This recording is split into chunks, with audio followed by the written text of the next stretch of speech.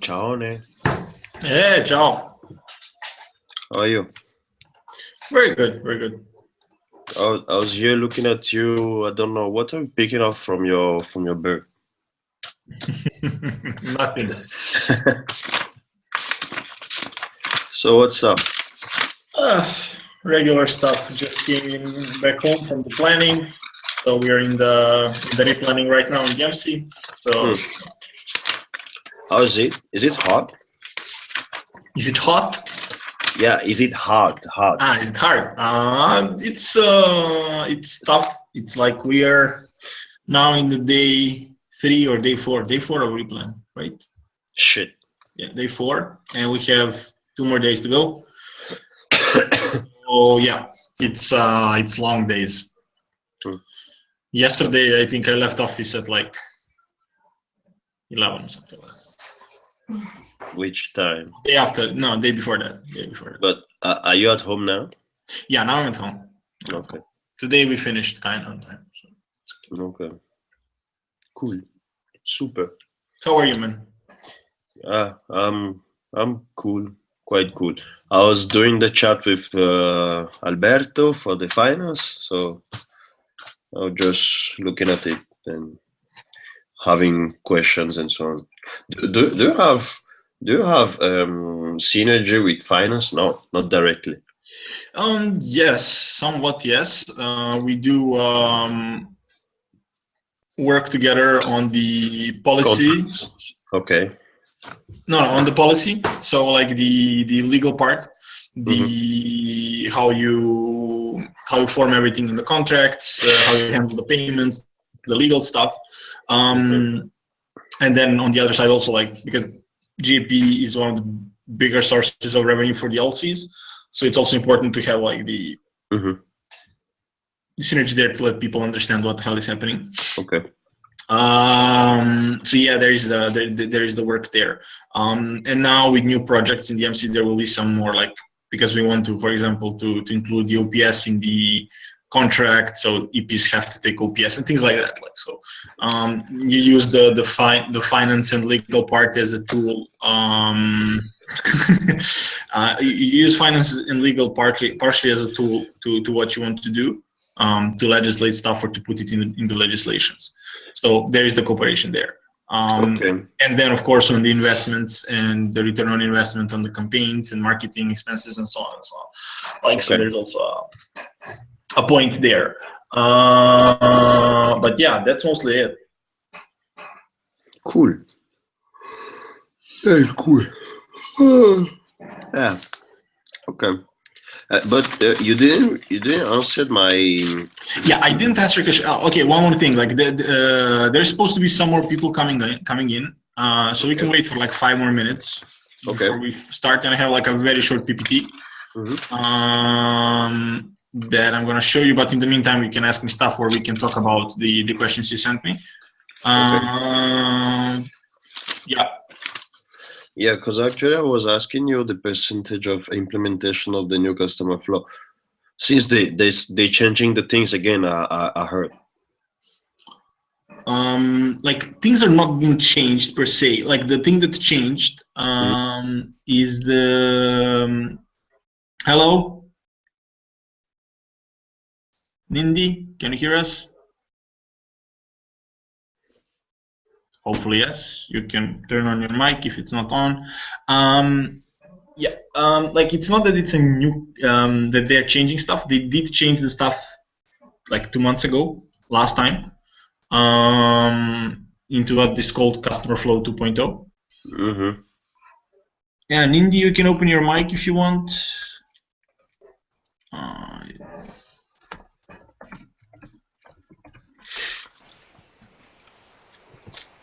Yeah. Okay. I hope you can hear us. Can you hear us?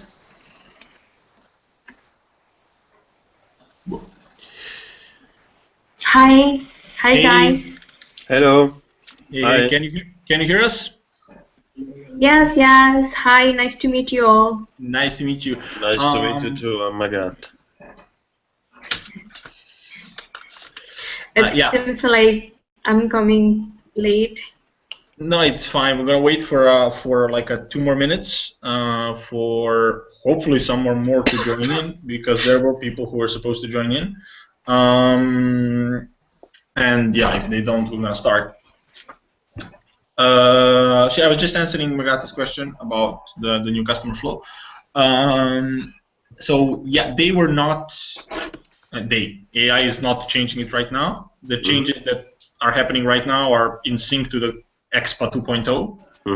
So some of the stages are named differently, so you don't have matching stage anymore. You have a bit of a different, like, more stages, and like, that's something that's going to remain like that for at least 1 year, I think.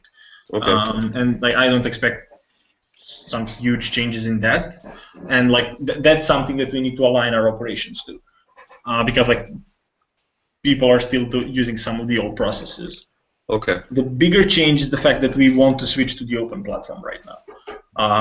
What does that mean? That means that a customer is signing up only once. So you're not using Podio, you're not using any additional, or if you are using Podio, then you are automatically creating, for example, a profile for him on Expa or so on. But you're basically promoting opportunities on Expa, or a landing page with Expa opportunities. Wait, you're saying from Podio, the application from Podio, you have directly the profile on Expa. For example, like that's with Podio it's not possible. But for example, if you have a Salesforce or a CRM, people can sign up there, and then the CRM is creating them an opportunity automatically on Expa. Profile, but that's something we don't have. Like we don't have the money to have the Salesforce. So right now, what's going to happen? Like something that is quite for sure going to happen is the fact that we're going to stop using Podio for sign up.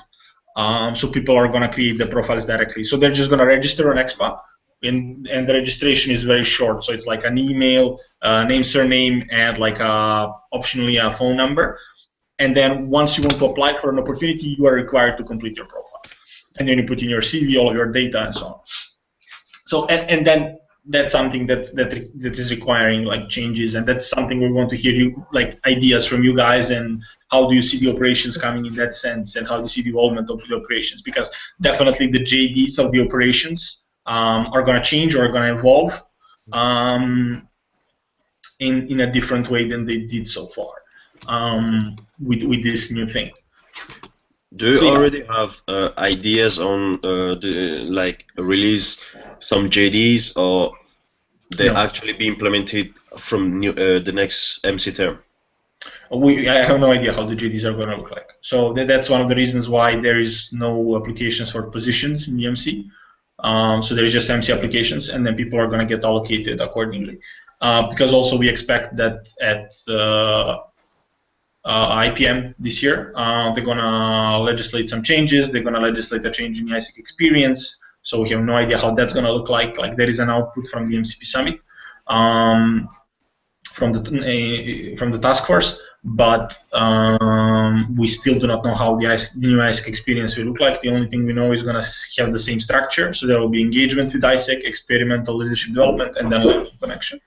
But everything else we do not see inside. We expect that there will not be any dramatic changes, but there will be changes. And then, of course, the customer flow and the whole evolution of the organization is a bit different, and we do not know where it's going to go yet. So people are right now, like ISIC in Italy is one of the early adopters. So we just got selected by AI to be one of the early adopters on implementing the open platform. Okay. We're going to be working with Suarez from AI and in general on additional support from the entity to implement this stuff. I just need to plug in, and then we're going to start, because like we're dropping people left and right. Looks like. Okay.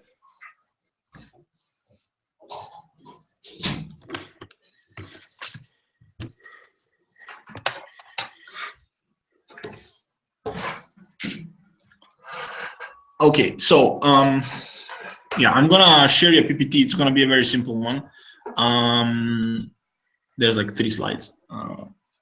Okay. With some basic data, and then we can go from there. Screen share, entire screen share. Hopefully you can see it here. Anyways, can you see the screen? Yeah. Okay, awesome. So this is basically the realizations of this year of ISIC in Italy. So 2015 realizations. So this is 2015 as a calendar year. It's not term 15-16. It's not term 14-15. So this is the LC term, let's say LC timeline. And you can see the realizations having like 2 major peaks, one being March, the second being July. Those are basically Shape Colombia, I think you know already. Bunch of realizations coming in those 2 peaks, and then we had like let's say more results again in October and June in terms of realizations. Those have been a more successful months, mostly thanks to teaching opportunities, teaching EPs, and that's something that I also think you kind of understand and know. Since you've been there, but basically we had a few really low months. February, May, August was a disaster. November as well, I think. Like April, like those are months that we have like 7, 10. Like in December we had 3 realizations. That's kind of understandable considering what was happening, but it's super not acceptable in a sense of that we cannot afford the entity to have like this kind of dropping of If you compare the MC terms, 14-15 to 15-16, these first 6 months we had a growth of around 50%. So we grew for 20 realizations exactly. And we grew in these peaks, and we grew in October again, November a bit. And then there was a drop in August, that's like a considerable drop. December and September were pretty much the same level as last year, but August has been the big drop where things did not work properly. In terms of top partners, Colombia is there with 50 realizations, Hungary, India, China, Serbia, Russia, Netherlands, Belgium, Mexico, and Poland. Basically all of these countries except for Netherlands and Belgium are entity partners. With like established corporations and lines of communications and so on. The Netherlands and Belgium are not officially a partner, but we are right now in the replanning, and they will probably become a part of the partnership group.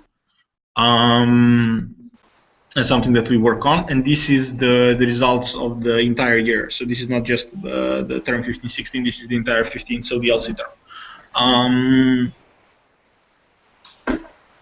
Yeah, in terms of sub-products, Colombia is mostly Shape Colombia, a few other teaching realizations. Hungary is mostly TCS, so finance and service desk analyst. India and China are like a mix of teaching and marketing/business opportunities. Serbia is entirely global entrepreneurs marketing. Russia is mostly teaching. The Netherlands and Belgium are a few IT people, and then teaching and then business and some marketing opportunities, and then Mexico is mostly teaching. Mexico is mostly PwC and a few teaching opportunities, and then Poland is a partner with like a mixed. There was a few teaching opportunities and a few business ones. Yeah, basically this is a very quick overview of the year in terms of results. I'm gonna stop the sharing. In terms of strategies, in terms of what I was focusing on as an MCVP, I was focusing a lot on establishing the area because the area is quite young. Last year, so the term 14-15 was the first time that we actually had an MCVP. Just for you to understand how much the area was like not developed. Last year in Q3 there was totally 16 members in ISAC in Italy working on oGIP. So in 2014, not last year, 2014, which was not that long ago, let's say, there was only 16 people actively working on oGIP. So everybody else was OGX or OGCDP who was working on oGIP, so there was no focus, there was no knowledge, no structure, nothing. So then one of the main focuses has been to establish this level of knowledge, to improve the way that we are running operations, to cut down on the selection processes and so on, and to improve EP management. And from there we established the first, first official standards for the operations. We started working on IR for the first time with the NST for IR. And then we started using that NST to boost matching, especially in Q4, and it actually kind of worked. One of the other big focuses has been the big national projects, so Shape Colombia and Venture Brazil. We basically ran 2 editions of Shape Colombia. Actually, I was in charge of the summer edition as well, basically because my transition, I started being effectively the MCVP somewhere in the middle of May. So I was basically responsible, not basically, I was responsible for the summer edition of Shape Colombia, and then I was also responsible for the winter one. The winter one has shifted this year, so the realizations are going to come in February, and matching is basically already over. We already know that we're going to have a drop there, but we need to work on figure out how to cover that drop. Venture Brazil was not a success in terms of realizations and matchings, so the conversion was quite low, but it showed that there is actually a space to run a global entrepreneur project with South America. Now we just need to figure out how to change that. And yeah, the last part of the year has been more about customer experience and moving towards value delivery. So we developed OPS guidelines for the first time, and in December they were launched on a national conference. Also, we developed a specific OPS just for EPs who are going to shape Colombia. So these are like the two final things we did. And right now we're also implementing the new NSD structure. So we're going to have NSD consultants for consulting the LCs. Magate is one of them. Well, the only one right now. Hopefully we're going to have a few more applications soon for these positions. And yeah, basically that's the year in a nutshell. And now I give the space to you guys to ask any questions that you have.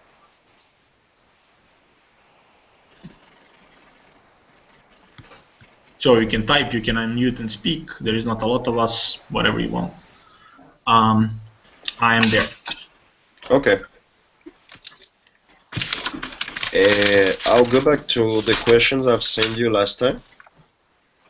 I think looking at it, yeah, which are the strategies of the IR part? Because I need to understand, hopefully, how the IR is working, or which are the next steps for the IR. Right now, the IR strategy has more been on a national level. So it's, let's say, was more taken care by the MC. In a sense of that we were working with the NSD to boost the communication and cooperation between the entities and help the LCs. So there was not a lot of LC to LC, and we were not actually focusing on LC to LC at all. We were more focusing on work MC to MC, and then enabling these national projects to work, or providing specific profiles for specific entities. Like, I don't know, we started cooperating with Russia basically this year, and we went from 0 to, I think now, 8 or 10 realizations in 6 months. So that's something that that we were working on, establishing this partnership group and like actually working with partners. And most of the realizations are coming from partners, which was not the case last year, I would say. So like in Q3, there was almost 80% of the realizations coming from entity partners. In Q4, the number was a bit lower, but it was still around 60%, if I'm not mistaken. The data I'm calculating this week was not fully complete, and I didn't get the chance to check out the final DAO. So I guess the numbers are even a bit higher, but a big number of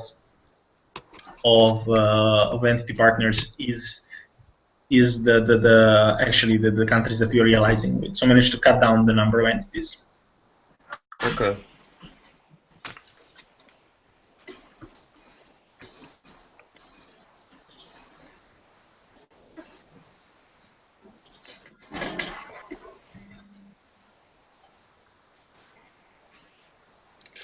Okay, then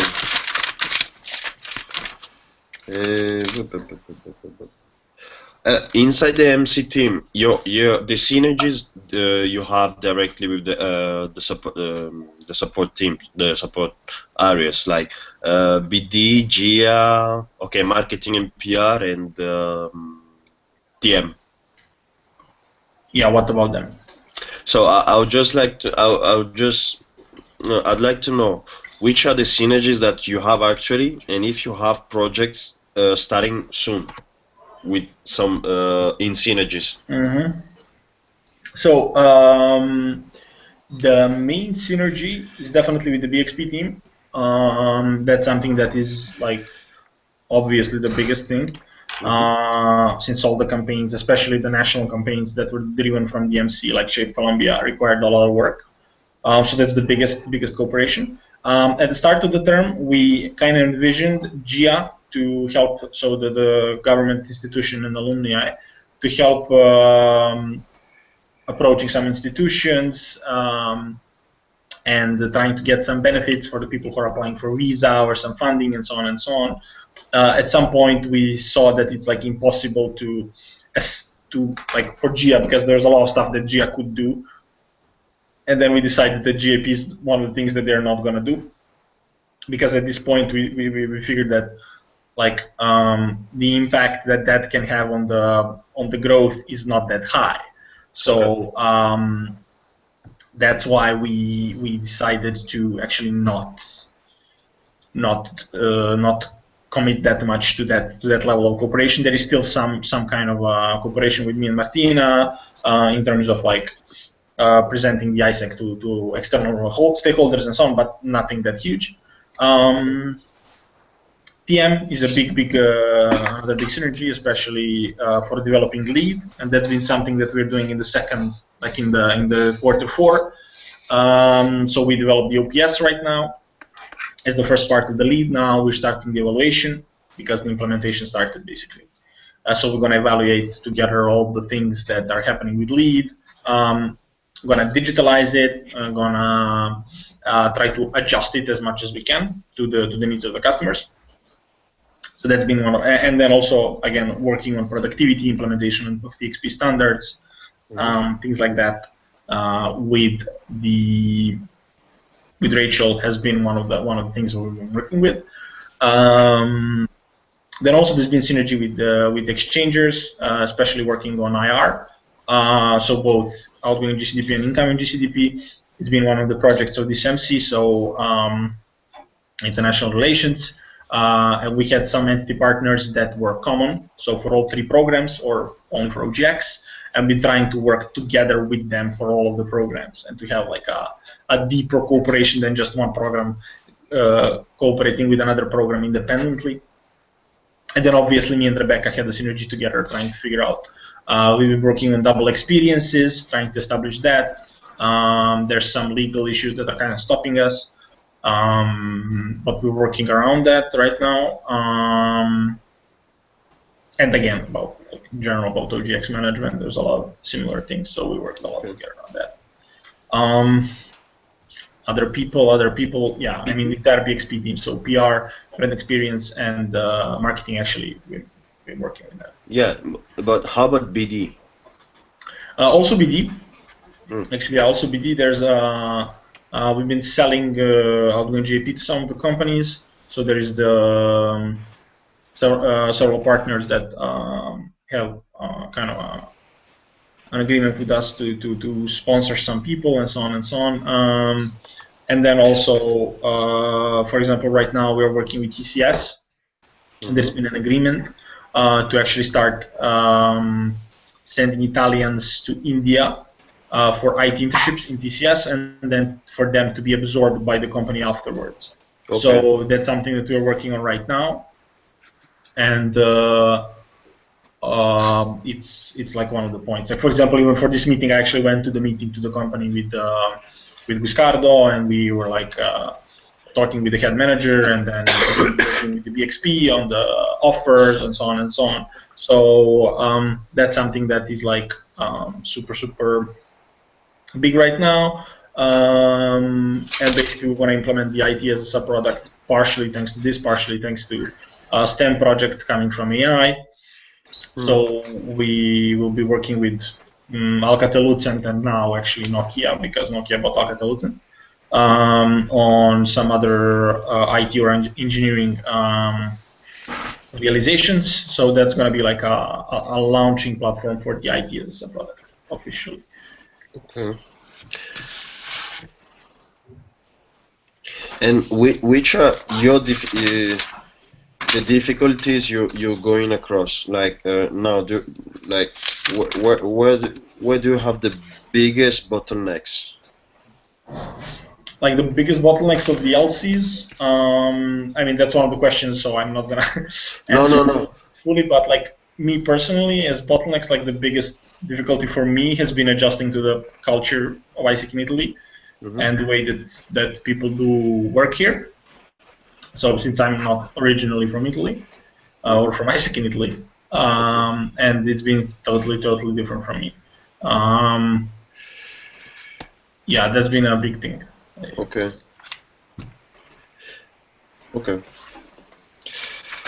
Boo.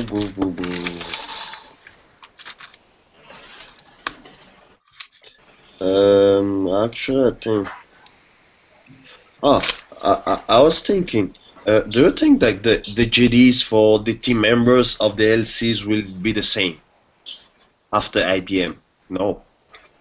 Well, definitely they will evolve, but like the JDs should be the function of what we want people to achieve, no? Okay. So that's something that should be like it's gonna depend on what you want members to do, right? So we definitely, the customer flow is new and the things we are doing are new. So I would say yes, the JDs are gonna change globally as something that's necessary. Okay. And the structures and so on are coming from AI, no? You decide them together with the TM. Yes, basically you decide everything. Like from AI, like the thing you need to understand is that from AI you are not getting, guys, you should do this. Okay. Like AI will never say that, and AI will say, this is our strategy, this is our idea, this is what we, these are the facts that we have. And then what's going to happen is you need to adjust this to your local reality. You need to adjust this to the way you see your the direction of your entity, and you need to develop stuff for yourself. Yeah, there are some of the things that AI is doing, but especially JDs are almost always 99% of the time developed by by the entity. Okay, cool. I think I have no more ideas, no more questions. NPS. Yes. I know nothing about NPS. I need to understand how it will be, how it works, and how will be implemented, and all those stuffs. So, NPS right now is working, so it's been sent by the AI. What is not working is like the analytics software on the platform. So that's something that like is not the NPS is implemented, and it's basically quite similar to the previous one. But there are 2 surveys now, I think, instead of 3.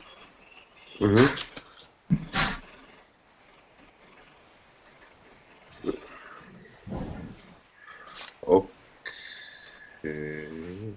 May I ask some questions? Of course, of course. What do you think about the failure status of internship with ISEC in Italy based on APIS experience? I mean, like from long time we are having some issues about internship quality, if you know about it. And what's the failure status of your APIS experience? I mean, like, do they satisfy having the internship with ISEC? Yeah, I think that, like, for example, we did a really amazing activity 3 days ago with at the start of the M-City planning. So we basically picked up the phone and we called a bunch of EPs randomly from EXPA who realize right now. And basically what we got from most of them, from both of the programs, GCDP and GAP, is the fact that they are happy with the experience. They're not happy with ISEC. Like most of the time, what is a bottleneck is the fact that sending usually like a hosting entity has been like if there is a satisfaction problem, usually sending entity is the one that is like not accountable, not providing information, or I don't know. There are differences between the JD in the opportunity and the actual JD that they're doing, or a bunch of different problems.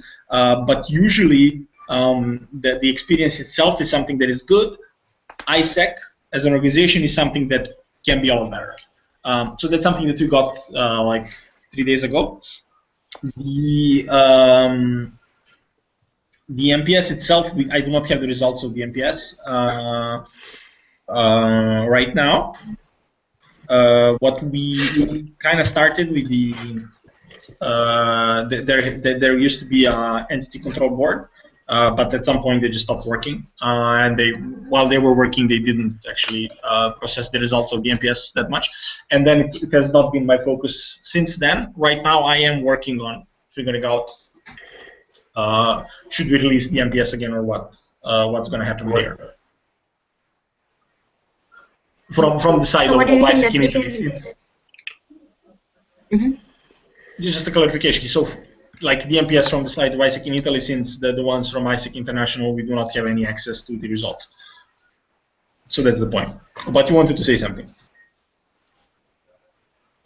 Okay. So what do you think innovation that we can do to improve the quality of the ISAC? I mean, like for example, I did one GIP experience, and yes, I was really disappointed with the hosting entity. So what we have to do as a sending entity to don't break the match and just to support them, but having the distance problem. So what kind of innovation that you are doing from far away? I mean that's a valid question, and like I'm not sure that I can give you the answer. A lot of different people are trying different things. Definitely one of the things is co-delivery and international relations. So how do you handle the cooperations? I think the big part of it should be somewhere there. But again, like this is probably one of the questions that you will need to answer in the application.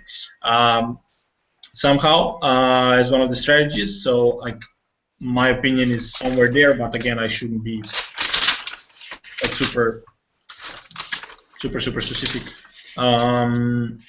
So whenever the APIs have a problem, they don't contact you as a CPP of outgoing GIP. I mean, I'm the one usually having to handle this kind of situations. What usually happens is they complain to the LC, and then like again, something that's in the HPP is the fact that you should try to solve the problem on the local level. If not, it goes to the MC level. If not, it goes to the ICB.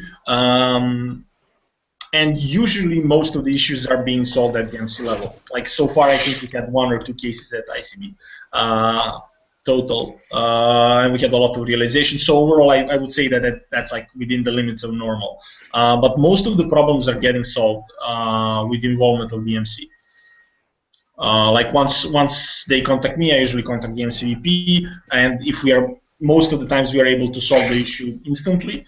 Like usually the issue is like somebody super irresponsible somewhere and not doing something that he or she is supposed to do.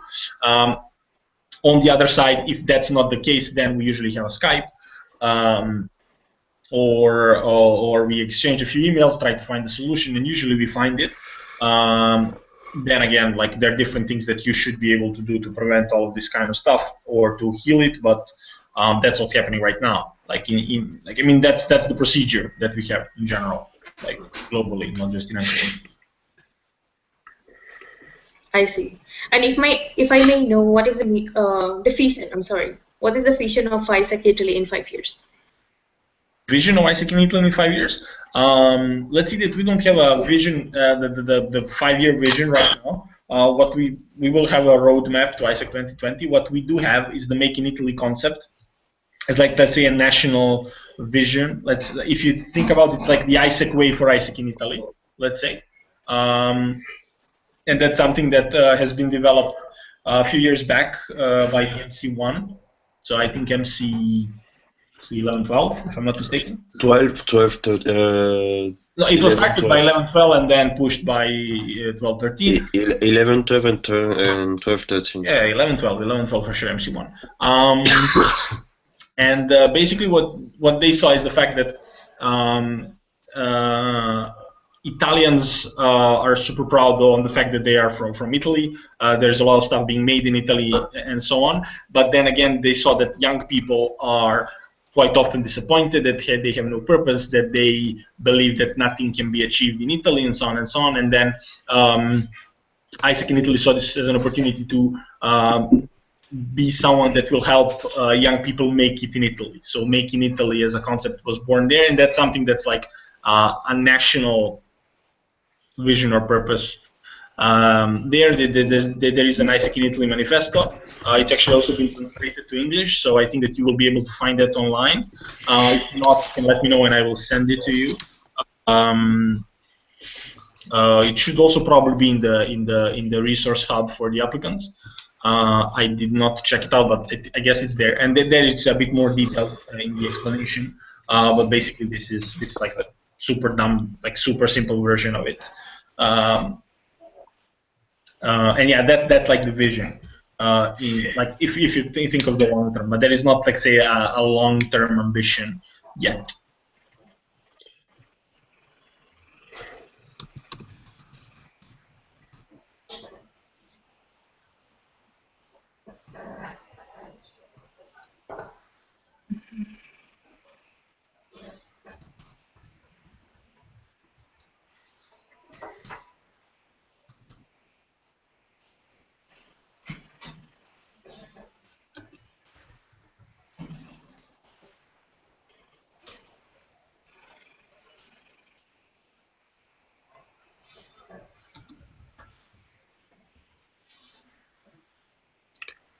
Vlada? Yes, tell me. Have you seen my question? Which one, on the chat? Yeah, I was asking about global entrepreneurs. If after the IPM, do you think that there will be a separation of the global talent and global entrepreneurs as different areas? What there is right now in the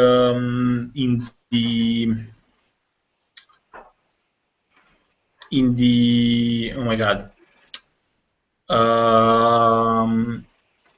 yeah, in the output of the MCP summit, what exists is the proposal of the refreshed ICK experience, and there they suggested that it would probably be separated.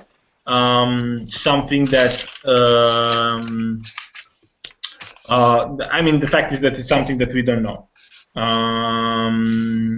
until it gets voted. Even though if it gets separated, I don't think we will get like suddenly MCVP global entrepreneurs and so on, or LCVP global entrepreneurs and so on.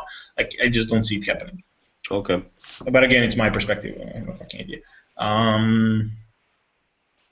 Yeah. Okay.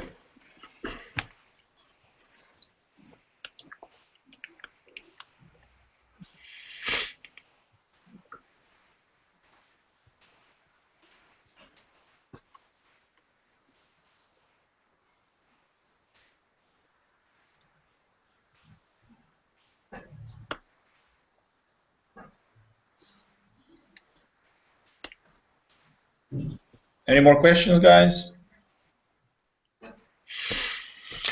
Actually, I think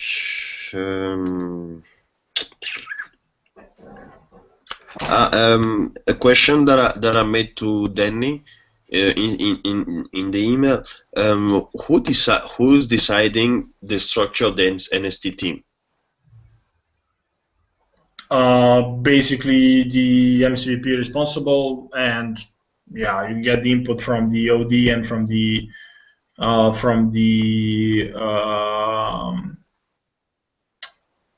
other MC members, but basically it's mostly a decision made by the MCVP. Okay. Yes.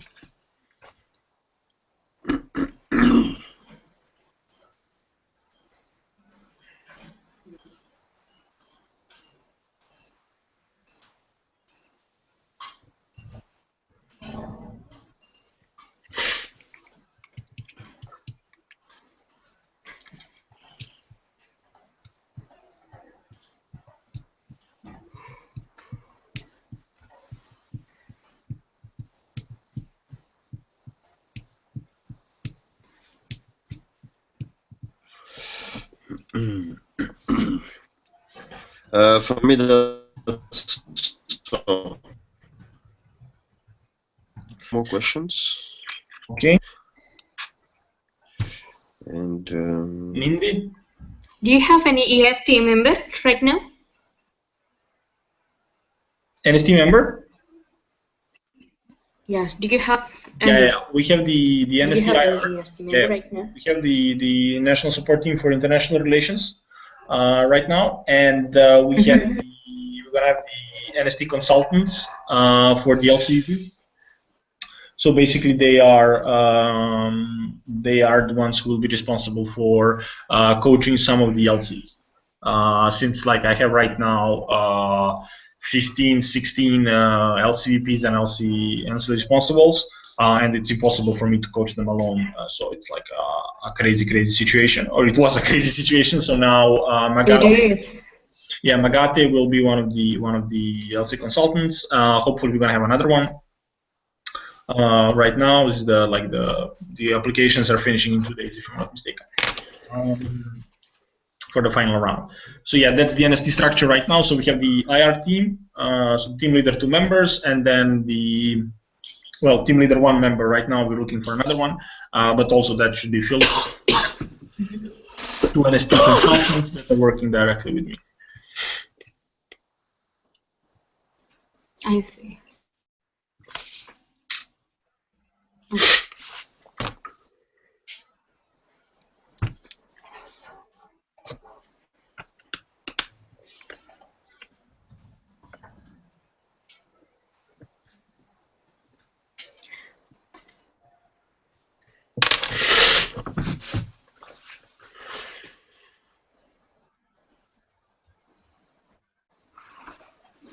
Okay, for me, no more question. I'm okay. No. Okay. Sorry, guys, just a second. Okay.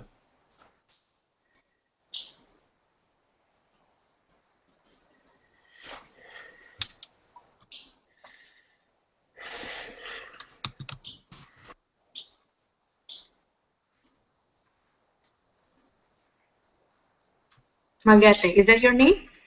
Yes, I can hear you. If you hear me too, because actually I think I have something wrong with the. Can you hear me? Yeah. No, I just. Yeah. I just want to know how you pronounce the name.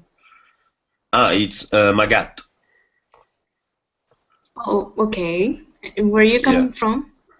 I'm from Togo, but I'm studying here in Italy, and I've been studying here for 5 years already.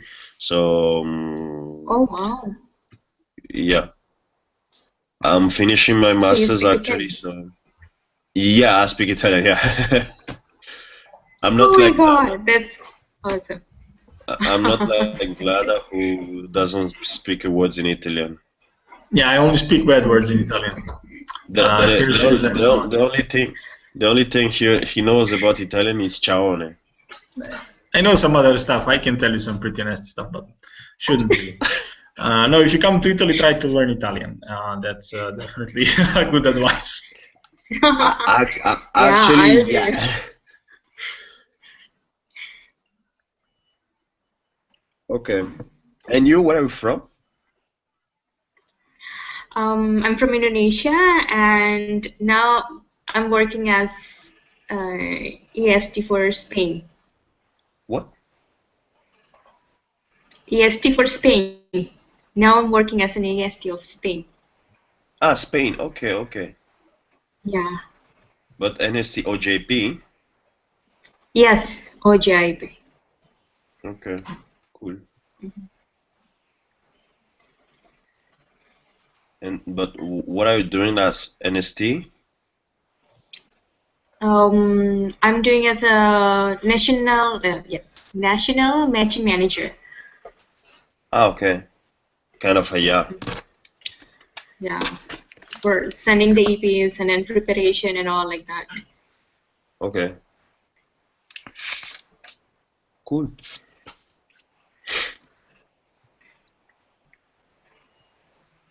So you're working on. Yeah, go. Pardon? If running the term, you're breaking up. I didn't hear your question. Plans. Can you repeat? Hello? Yeah, can you just repeat, please? Can you hear me now? Yep. Okay. So while you're running your term and you're making your plan for 1 year, is there any plan of you which is not working at all, or which is not working as you expected? Yeah, I mean, like,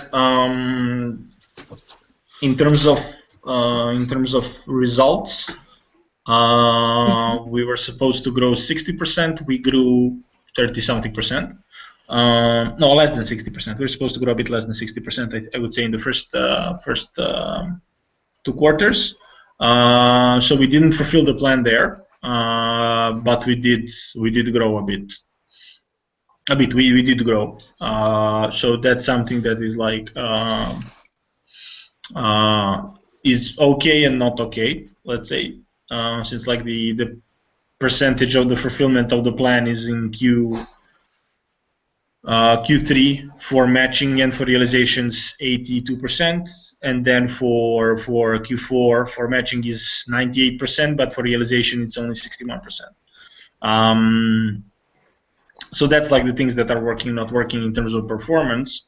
In terms of plans, like most of the stuff gets done, let's say. Some of the things obviously you cannot achieve. You just don't have the time to do all the stuff that you plan to do. But yeah, I mean, like that's for me the bottom lines are the KPIs, like either fulfilled or not.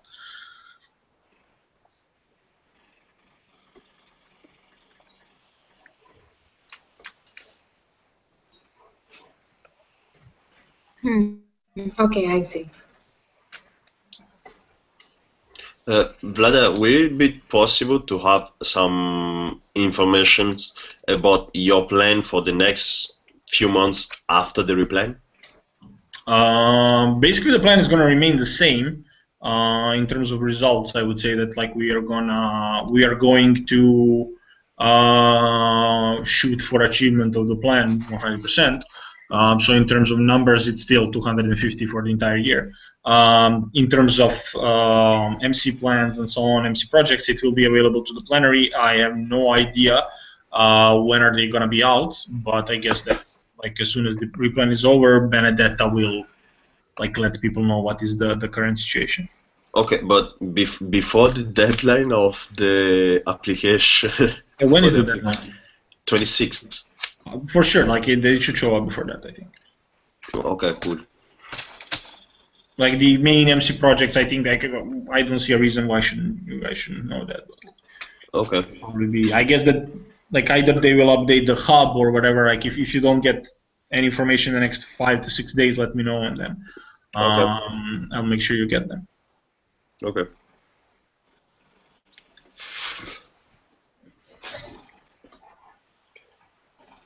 For me, that's all.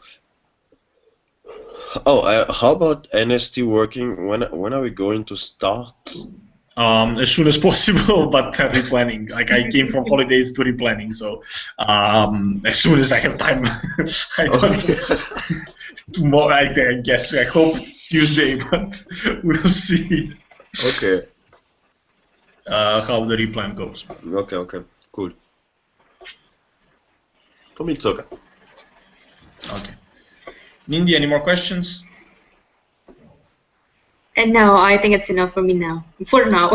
Okay. If you need anything, please let me know. Send me a message or an email. I'm basically accountable online for answering messages and emails. Don't have a lot of time these days, but I'm there. So whatever you need, just send me an email, please. Okay, guys. Okay, thank you so much. Thank you so much. If you need anything, please do let me know. Okay, cool. Thank you, Vlada. Okay. Thank you for your time also. Yes, of course. It's a pleasure. There will be recordings of this and the previous webinar, previous open space yesterday. I will send them to the email. So yes. Okay, cool. Thanks so much. Thanks.